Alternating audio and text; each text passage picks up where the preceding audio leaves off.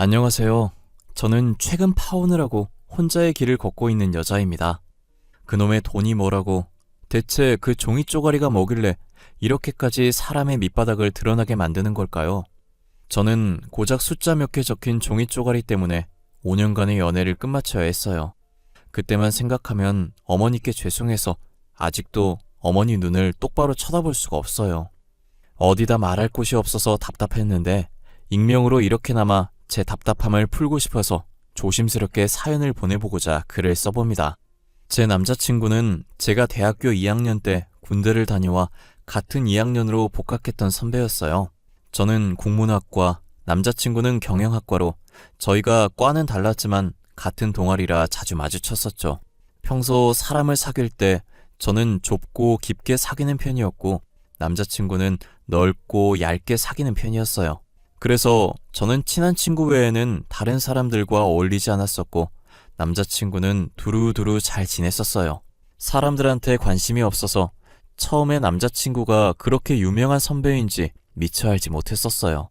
사귀고 나서 학교에서 주변 사람 잘 챙기고 성격 좋기로 엄청 유명했다는 걸 알게 되었죠. 소문에 걸맞게 제가 남자친구를 만나게 된 것도 친구 따라 동아리 지원했다가 아무것도 모르는 저를 너무 잘 챙겨줘서 자상한 매력에 빠지게 된 것이었거든요.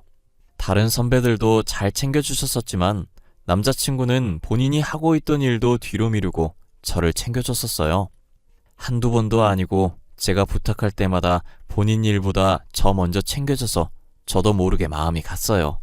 남자친구가 제게 고백하던 날 다른 선배가 먼저 제게 고백을 했었는데 생각할 시간을 달라고 했었거든요.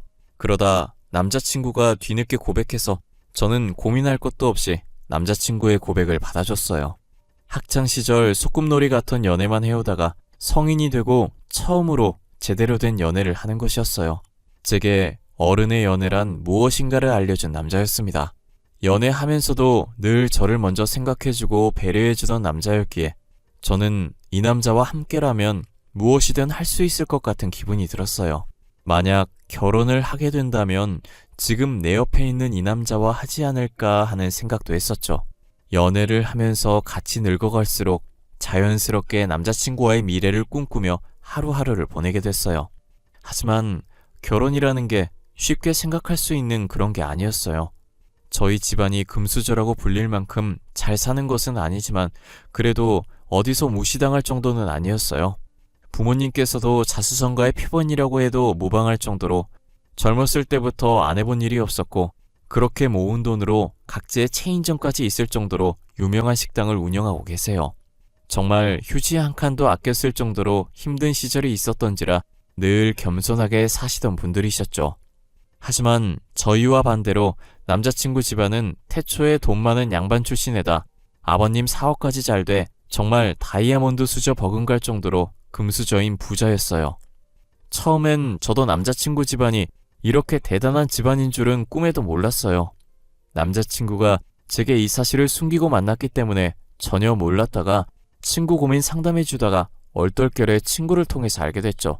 야, 너는 부럽다. 남자친구 되게 잘 만나잖아. 내 남자친구는 못생긴 게 바람까지 폈는데 네 남자친구는 잘생기고 너만 바라보고 거기다 금수저잖아. 다 갖췄네. 진짜 부럽다. 금수저라고? 에이, 아닐걸. 다른 사람이랑 착각한 거 아냐? 우리 오빠 금수저라는 말 들어본 적이 없는데. 에이, 아마 아닐 거야. 너는 소문 같은 거 안 듣고 다니니? 네 오빠 이름만 대도 알만한 기업 대표 아들이잖아. 몰랐어? 인터넷에 검색하면 대표 이름 뜨고 그 밑에 자식들 이름도 뜨거든? 거기에 네 오빠 이름이 있어. 찾아봐. 제가 계속 믿을 수 없다는 듯한 표정을 지으니까 친구는 한심하다는 듯 저를 쳐다보다가 본인 핸드폰을 들어서 뭔가 입력하는 것 같더니 핸드폰 화면을 제 눈앞에 가져다 대는 거예요. 대표 이름 석자 밑에 대표에 대한 정보가 적힌 부분이 조그맣게 있었는데 자녀 부분에 친구가 말한 대로 남자친구 이름 석자가 적혀 있더라고요. 제가 잘못 본 건가 싶어서 친구 휴대폰을 뺏어들어 확대해봤는데 남자친구의 이름이 맞았어요.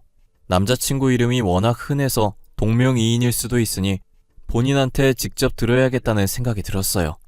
평소처럼 데이트를 잘하고 저희 집에서 헤어지기 직전에 남자친구를 다시 불러 세웠어요.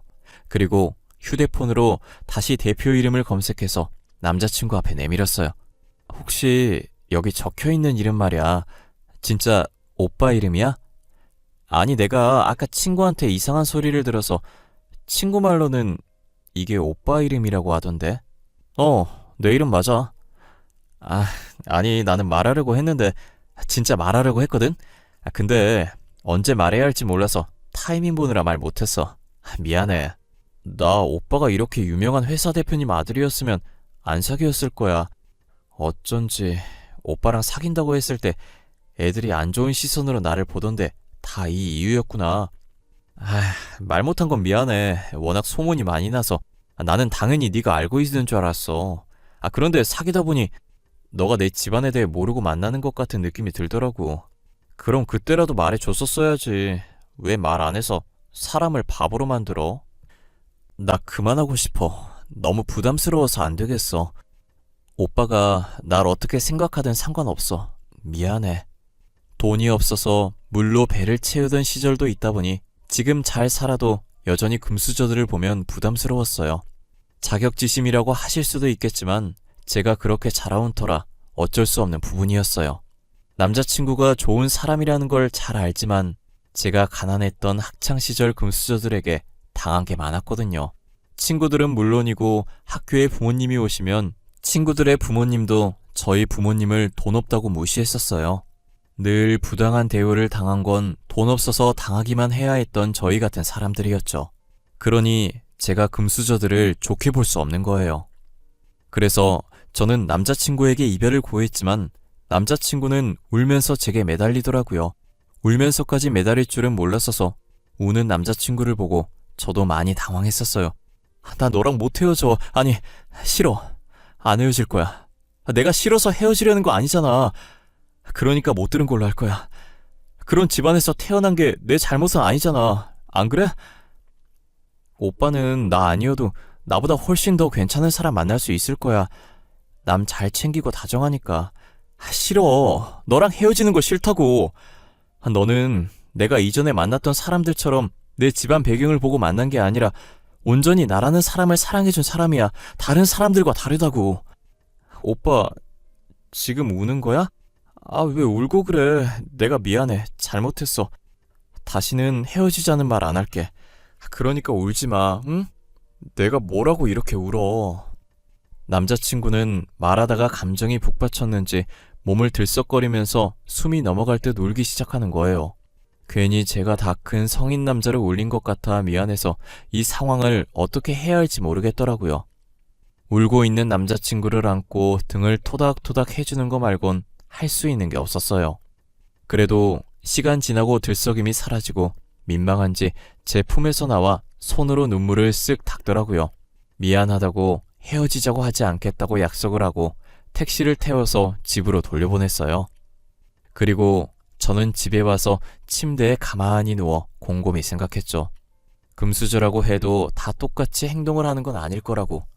남자친구도 성격이 좋으니 부모님들도 분명 성격이 좋으신 분일 거라고요. 과거에 안 좋은 일이 있긴 했었지만 틀에 박힌 고정관념을 버리기로 했어요. 그렇게 계속 연애를 이어가다가 남자친구 부모님을 만난 적이 있었어요. 남자친구와 함께 맛집에 가려던 길에 맞은편에서 오고 계시던 남자친구 부모님을 만나게 된 거예요. 예상치 못한 만남에 저도 모르게 긴장하고 있었는데 어머님과 아버님 두 분 다 다정하시더라고요. 남자친구의 다정함이 누굴 닮았나 했더니 가족 자체가 다정함이 기본적으로 몸에 배어있는 것 같았어요. 첫 만남이었는데도 불구하고 크게 불편함이 전혀 없었어요.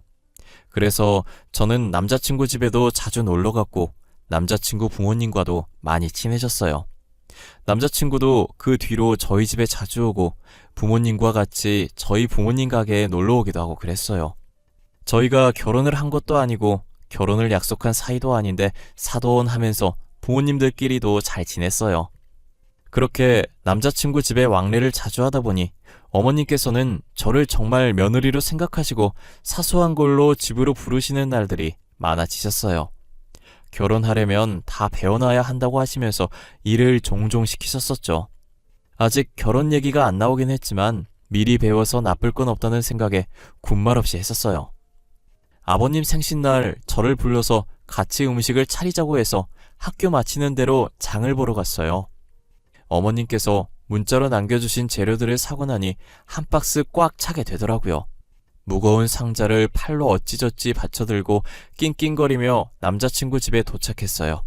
저는 쉴 틈 없이 재료를 주방으로 옮기고 어머님 옆에서 보조 정도만 해드렸어요. 그리고 아버님이 좋아하시는 음식들 레시피를 열심히 받아 적었어요. 간혹 어머님께서 좋아하는 음식들도 이야기하시길래 혹시나 하는 마음에 같이 받아 적었죠. 혹시나 했는데 역시나 어머님 생일상도 제가 차려야 하더라고요. 아버님 생일상 땐 어머님께서 도와주셨었는데 어머님 생일상엔 도와줄 사람이 없는 거예요. 그래서 전날 부랴부랴 레시피 검색해서 연습해보고 친정어머니께도 도움을 요청했어요. 음식 몇 개는 어머니가 만들어주신 것 가지고 오고 몇 개는 남자친구 집에 가서 직접 만들었어요. 그게 매년 아버님, 어머님 생신날에 반복됐어요. 그리고 사귄 지 4년 정도 되니 꼭 생신이 아니어도 가족잔치에 저를 불러서 음식을 하라고 시켰었어요. 저는 남자친구랑 결혼할 수도 있으니 밉보이기 싫어서 시키는 일 다 했었어요.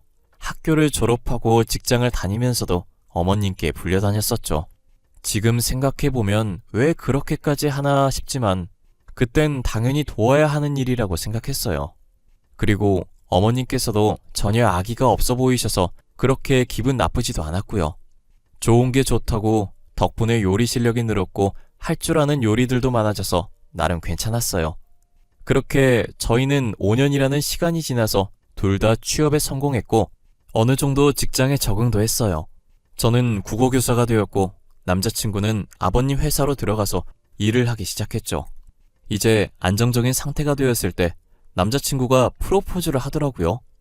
이런 날을 상상만 하다가 막상 닥치게 되니 되게 미묘한 감정이 드는 거예요.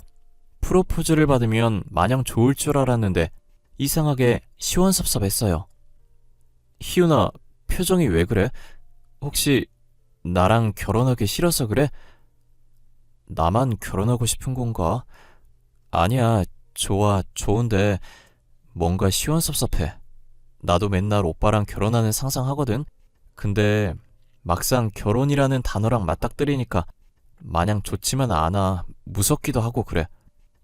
왜 벌써부터 겁을 먹고 그래? 내가 있잖아. 우리 둘은 분명 잘 살 수 있어. 지금도 봐. 한 번도 싸운 적 없이 5년간 잘 지내왔잖아. 그렇긴 한데 결혼은 현실이니까. 아니야. 미리 걱정해서 뭐해. 부딪혀 보는 거지. 오빠랑 함께면 무서울 것 없어. 우리 행복한 날만 가득할 거야. 그치? 저는 여러 가지 감정들을 묻어두고 남자친구의 프로포즈를 받아들였어요. 부모님과도 서로 잘하는 사이라 상견례를 간단히 하고 결혼 날짜는 여유롭게 조금 길게 잡아놨어요. 저희 신혼집은 아버님께서 해주기로 했고 혼수는 저희 부모님께서 해주기로 했죠. 그리고 예식장이나 턱시도, 드레스같이 결혼식에 필요한 것들은 저희 돈으로 하기로 했어요. 다들 조금의 불만도 없이 순식간에 각자 분담이 정해졌어요. 그때까지만 해도 준비만 잘한다면 제 결혼은 아무런 문제가 없을 줄 알았어요. 하지만 제가 5년 동안 예비 시어머니를 봐오면서 그동안 모르고 있던 사실이 하나 있었어요. 한없이 다정했던 예비 시어머니에게도 단점이 있었는데 그건 바로 돈에 대한 자부심이었어요. 돈도 남들보다 넘치도록 많으면서 누군가가 비싼 걸 턱턱 사면 혼자서 경쟁의식이 강해지세요. 경쟁이라도 하듯 돈을 쓰시려고 하고 자신의 돈이 더 많다는 걸 증명하고 싶어 하셨죠. 그리고 모든 사람을 자신의 밑으로 둬야 하는 분이었어요. 피라미드 모양의 먹이사슬에 자기가 제일 꼭대기에 있어야 하는 분이셨죠. 자신보다 위라는 생각이 드는 사람이 있다 싶으면 물어 뜯어서라도 자기 밑으로 만들었어요. 알고 보면 시어머니의 다정함도 자신보다 하찮은 사람에게 베푸는 아량 같은 것이었어요. 예비 시어머니께서는 저를 집으로 불렀고 혼수 리스트를 제게 내미셨어요. 전체 총합계를 보는데 저희 부모님이 예상하시는 것보다 훨씬 적게 나왔더라고요. 아무래도 부잣집에 시집 보내는 거라 예비 시어머니 눈이 높을 거라고 생각해서 저희 부모님께서 예산을 높게 잡고 계셨었거든요. 아직 결혼하려면 시간만이 남았지만 그래도 일단 생각나는 혼수들 먼저 쫙 정리해봤어. 나중에 더 생각나면 추가될 수도 있어. 대충 기본적으로 저렇게 준비해두면 될 거야. 생각보다 많이 없네요. 알겠어요. 일단 이렇게는 준비해두고 있을게요. 입주 날짜에 맞춰서 준비하면 되는 건가요? 아니면 신혼집 계약하면 바로 넣을 수 있게 준비할까요? 그건 너희가 편한 대로 하면 될 것 같구나. 집 계약하면 결혼식 전에 먼저 살고 있어도 되고 아무래도 먼저 살아봐야 서로 어떤 성향인지 잘 알지 않겠니? 어머님 말씀도 맞는 말인 것 같아요. 그럼 집 계약하는 대로 혼수 드리는 걸로 할게요. 저는 흔쾌히 예비 시어머니께서 주신 혼수 리스트대로 준비하겠다고 했어요. 친정 부모님께도 리스트를 보여드리니 생각했던 것보다 훨씬 작게 나왔다고 의아해 하시더라고요. 생각나는 것만 일단 정리한 거라고 아직 살 게 더 있을 수도 있다고 했어요. 아직은 예산에 여유가 있어서 그런지 부모님도 별말 없이 리스트를 보면서 고개를 끄덕이셨어요. 며칠 뒤 예비 시어머니는 혼수 추가된 게 있다고 다시 집으로 부르셨어요. 저는 추가된 리스트를 찬찬히 보는데 아직까지도 예산보다 넉넉한 가격이더라고요. 그런데 요즘 전자레인지 오븐 겸용으로 나온 제품들이 많은데 굳이 따로 사라고 되어 있는 거예요. 어머님, 요즘 전자레인지랑 오븐 겸용으로 나온 제품 많아요. 그거 하나 사는 게 더 이득이지 않아요? 공간 차지도 덜 할 것 같고요. 전자레인지, 오븐 각각 본연의 기능을 써야지. 겸용으로 쓰면 안 되는 기능이 분명히 있을 거야. 그냥 따로 사는 게 더 나아. 아, 그래요? 근데 저희 오븐 잘 안 쓸 것 같은데 저희 집도 오븐을 안 써서 없거든요. 우리 아들은 오븐으로 이것저것 간식거리 잘 만들어 먹어. 봐봐, 우리 집에도 저기 오븐 있잖아. 저것도 우리 아들밖에 안 쓰거든. 아, 그렇구나. 알겠어요. 이것들만 더 추가하면 되는 거죠. 그럼 저희가 준비할 혼수는 이게 끝이에요? 일단은 이게 끝이긴 한데 작은 것들만 먼저 준비해놓고 있어봐. 냉장고, TV 같은 큰 제품들은 수정할 수도 있어서 조금 시간을 두고 준비하는 게 좋겠어. 저는 알겠다고 하고 추가된 리스트를 친정 부모님께 전달해드렸어요. 예비 시어머니께서 말씀하신 대로 작은 제품들만 먼저 준비해달라는 말도 같이 전했죠. 제가 어떤 혼수든 척척 해오겠다고 하니 예비 시어머니께서 돈부심이 생겼는지 그렇게 몇 번이고 예비 시어머니한테 불려가서 혼수 리스트를 수정해야 했었어요. 냉장고, TV 같은 경우에도 최신 모델이 나올 때마다 계속 수정하시고 당시 제일 비싼 제품들로만 골라서 제게 보내주셨었어요. 뭐랄까, 니네가 언제까지 내 조건을 다 맞춘다고 할 수 있을지 보자, 약간 이런 생각인 것 같았어요. 저희 부모님은 어떤 것에서 흠잡히면 안 된다고 예비 시어머니의 조건을 다 맞추려고 하셨죠. 몇 번이나 수정된 리스트를 주고받았는데도 여전히 끝나지 않았어요. 저희 예비 시부모님은 돈이 그렇게 많아도 그동안 가정부를 들이지 않았었거든요. 주변 사람들이 가정부를 고용했었는데 가정부들이 집안에 있던 돈을 들고 도망간 걸 많이 봐서 혹시나 예비 시부모님도 그런 일을 당하게 될까봐 고용하지 않으신 거예요.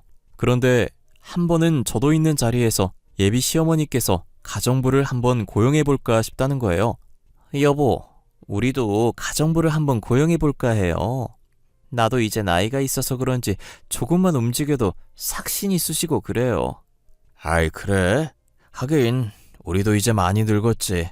조만간 손잡아야 할 나이니까 당신 편한 대로 해. 주변에 믿고 맡길 사람이 있나 모르겠네. 제가 아는 사람 중에 믿을 만한 사람이 한 사람이 있긴 해요. 지금 버는 돈보다 더 많이 준다고 하면 올 수도 있어요? 그렇게까지 하면서 데리고 올 정도로 믿음직한가 봐. 그럼 그 사람한테 말 잘해봐. 돈은 얼마든지 준다고 하고. 아무래도 예비 시어머니께서도 나이가 있으신지라 혼자서 집안일 하기에 힘이 들 거라는 생각이 들었어요.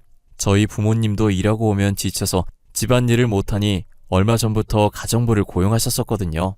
그랬기 때문에 저는 두 분 대화에 아무런 생각이 없었어요. 힘드셨구나. 요즘 젊은 사람도 집안일 힘들어하는데 그 나이면 힘들만 하시지. 그게 다였어요.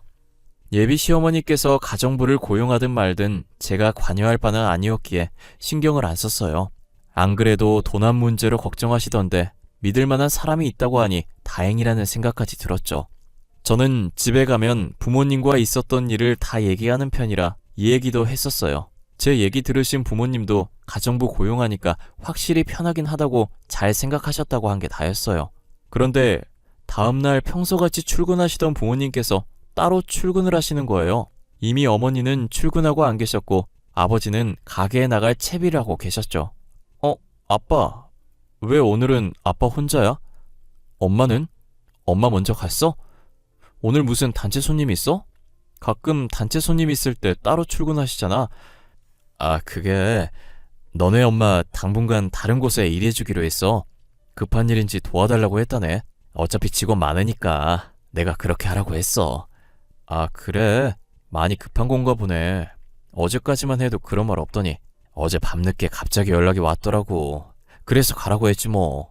아빠 지금 나가야 해서 먼저 나갈게.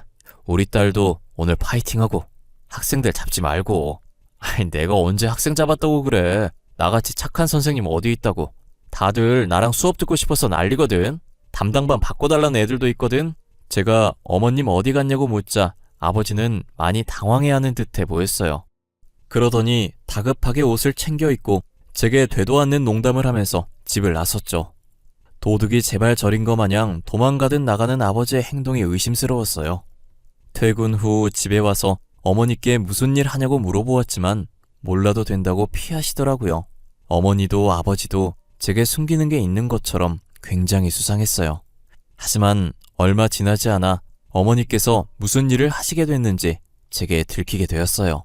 저는 퇴근길에 새로 생긴 과일집이 있길래 보다가 예비 시어머니 생각이 나서 평소 예비 시어머니께서 좋아하던 과일들을 사서 집에 깜짝 방문을 했어요.